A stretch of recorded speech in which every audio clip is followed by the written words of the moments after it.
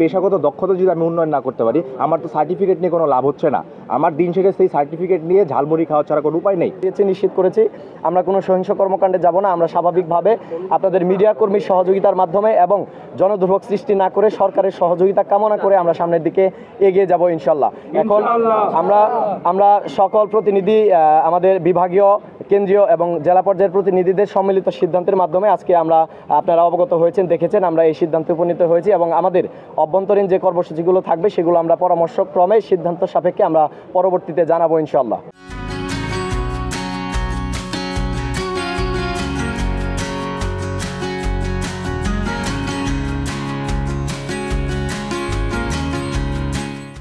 জি, বর্তমান প্রেক্ষাপট যদি বিবেচনা করতে হয় তাহলে আমাদের যেই কমিটিটা করা হয়েছে 6 দফা বাস্তবায়নের রূপরেখা, সেটার বৈঠক গত 27 তারিখ হয়েছে এবং পরবর্তী বৈঠকেরও ডেট দেওয়া হয়েছে।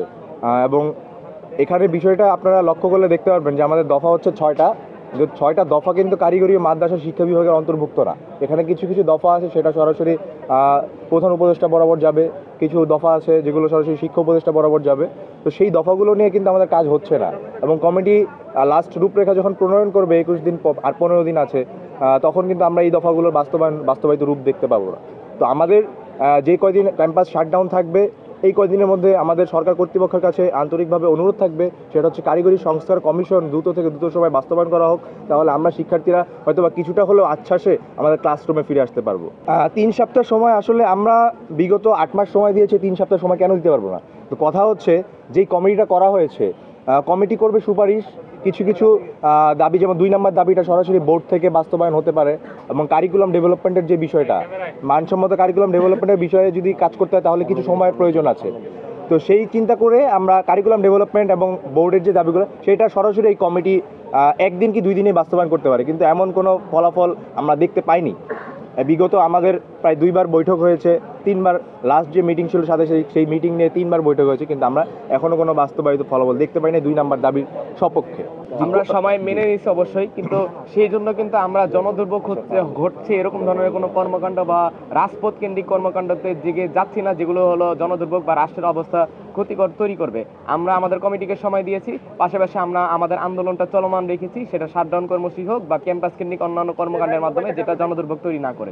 এই বিষয়ে যদি কথা বলতে হয়, এই বিষয়ে কথা বলতে গেলে অবশ্যই আমি একটা কথা বলতে চাই। এখানে কারিগরি শিক্ষার্থীরা প্রত্যেক বছর ডিপ্লোমা ইঞ্জিনিয়ারিংয়ে সরকারি বেসরকারি মিলে প্রায় 2 লক্ষ শিক্ষার্থী ভর্তি হয়। এই 2 লক্ষ শিক্ষার্থীরা এখানে আসে 10ম গ্রেডে চাকরি করার জন্য উপসহকারী প্রকৌশলী পদে। তারা উচ্চশিক্ষার তাদের যে অধিকার সেটা তাদের নিশ্চিত নাই, কারণ ডুয়েটে ইতিমধ্যে 800 সিট আছে। তো বাকি যে সকল শিক্ষার্থী এবং সরকারি জব পাচ্ছে হচ্ছে শুধুমাত্র 5 to 10%, বাকিরা কোথায় যাচ্ছে? তাদের অধিকার তো আমরা নিশ্চিত করতে পারছি না। তাদেরকে আমাদের যারা আমরা শিক্ষা নিচ্ছি, আমাদেরকে যারা শিক্ষক, তাদেরকে সুষ্ঠু প্রশিক্ষণ দেওয়া হচ্ছে না। আমাদের টেকনিক্যাল টিচার্স ট্রেনিং কলেজ, সেখানে কোর্সের কোনো মানসম্মত রূপরেখা নেই। আমাদের তো অধিকারই নিশ্চিত হচ্ছে না। এখন কথা হচ্ছে আমি 4 বছর ডিপ্লোমা ইঞ্জিনিয়ারিং পাস করলাম, আমার এখানে দক্ষতা ভিত্তিক কার্যক্রম করার কথা, আমার 60% প্র্যাকটিক্যাল হওয়ার কথা, যেখানে আমার ক্রাফট ইনস্ট্রাক্টর, ল্যাব অ্যাটেন্ডেন্ট যারা, তারা আমাকে হেল্প করতে পারছে না, আমাদের সাথে কোঅপারেট করে কাজ করতে পারছে না। তা আমি এখানে যদি শিক্ষিত, আমার যদি পেশাগত দক্ষতা যদি আমি উন্নয়ন না করতে পারি, আমার তো সার্টিফিকেট নিয়ে কোনো লাভ হচ্ছে না। আমার দিন শেষে সেই সার্টিফিকেট নিয়ে ঝালমুড়ি খাওয়া ছাড়া কোনো উপায় নেই।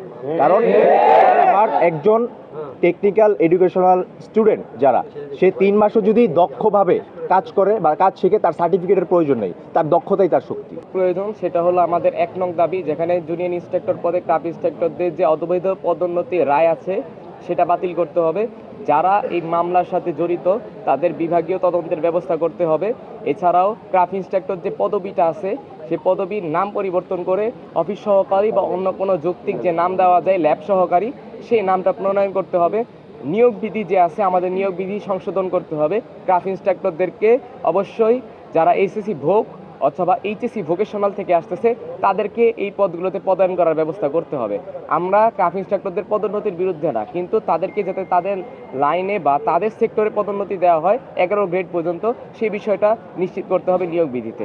এই জিনিসটা হলো আমাদের ইমার্জেন্সি। আর দ্বিতীয় যে ইমার্জেন্সি বিষয় রয়েছে সেই বিষয়টা হচ্ছে যে আমাদের যে এই বোর্ড কেন্দ্রিক যে বিষয়গুলো রয়েছে, যে কোনো বয়সে আমাদের কারিগরি সেক্টরে ভর্তি হতে পারতেছে, আমাদের কারিকুলাম আন্তর্জাতিক মানের হচ্ছে না, এই সকল বিষয় আমরা ইমার্জেন্সি মনে করতেছি। এছাড়াও আমাদের উচ্চশিক্ষার সুযোগ হচ্ছে না, যেটা আমরা 6 নম্বর দাবিতে বলেছি যে আমাদের জন্য একটা টেকনিক্যাল বিশ্ববিদ্যালয় প্রতিষ্ঠা করার গ্যাজেট প্রকাশ করতে হবে। আর আমরা জানি আমাদের 4টা প্রস্তাবিত ইঞ্জিনিয়ারিং কলেজ রয়েছে, সেই 4টা প্রস্তাবিত ইঞ্জিনিয়ারিং কলেজে পরবর্তী সেশন থেকে অস্থায়ী ক্যাম্পাসের ভিত্তিতে একাডেমিক কার্যক্রম পরিচালনা করে হলেও আমাদের যাতে পড়াশোনার সুযোগ করে দেওয়া হয়, উচ্চশিক্ষার সুযোগ করে দেওয়া হয়। আর আমরা আরেকটা বিষয়ে যেটা বলতে চাই, যেটা প্রাইভেট পলিটেকনিকের ক্ষেত্রে অনেক বেতন বৈষম্য দেখা যায়, এমনকি তারা ইন্ডাস্ট্রিয়াল অ্যাটাচমেন্ট সহ অন্যান্য এই ভাতার সুবিধা পাচ্ছে না। তো সেই ক্ষেত্রে প্রাইভেট পলিটেকনিক ইনস্টিটিউটগুলোকে যোগ্যতার ভিত্তিতে তাদের ভবন আছে কিনা এবং ল্যাব ওয়ার্কশপ আছে কিনা সেটার ভিত্তিতে দ্রুত থেকে দ্রুত সম্ভব এমপিও ভুক্ত করে আনতে হবে, যাতে তাদের বেতন বৈষম্য দূরীকরণ হয়। এমন অনেক প্রাইভেট প্রতিষ্ঠান আছে যেখানে একটা রেফার্ড এক্সামের জন্য 4,500 অথবা 2,500 টাকা করে নেওয়া হয়, কিন্তু অথচ সরকারিতে যদি আমরা আসি তাহলে একটা রেফার্ডের জন্য আমাদের ফি দিতে হয় 450 থেকে 350 টাকা। এখন সেই ক্ষেত্রে তাদের সাথে এরকম ধরনের অনেক বৈষম্য আসতেছে। তো সেইগুলো নিরসন করা খুবই দ্রুত থেকে দ্রুত সম্ভব প্রয়োজন। আর আমরা মনে করতেছি যে আমাদের যে কারিগরি সেক্টর যদি আমরা আসলে জীবিত রাখতে চাই, এই ডেমোগ্রাফিক ডিভিডেন্ডের সময় যদি আমরা চাই আমাদের দেশটা এগিয়ে যাক, তো সেই ক্ষেত্রে কারিগরি উচ্চশিক্ষা মন্ত্রণালয় প্রতিষ্ঠার বিকল্প নাই, এই জিনিসটা করতেই হবে। আর সর্বশেষ আমরা এটাই বলবো, সকল দফা দাবি বাস্তবায়নের জন্য চূড়ান্ত ফলাফল এটাই যে একটা কারিগরি শিক্ষা সংস্কার কমিশন করতে হবে। এই কমিশন এই বিষয়গুলো দ্রুত থেকে দ্রুত বাস্তবায়ন করার এখতিয়ার রাখবে।